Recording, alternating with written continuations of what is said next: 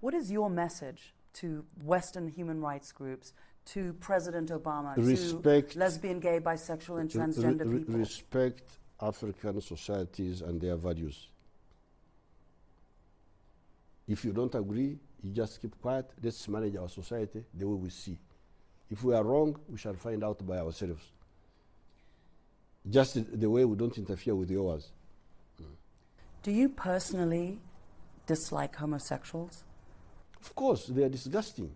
What sort of people are they? How can you go?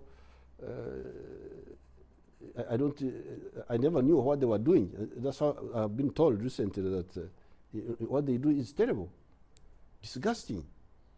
But I was ready to ignore that if there was proof that that's how he's born, abnormal. But now the proof is not there.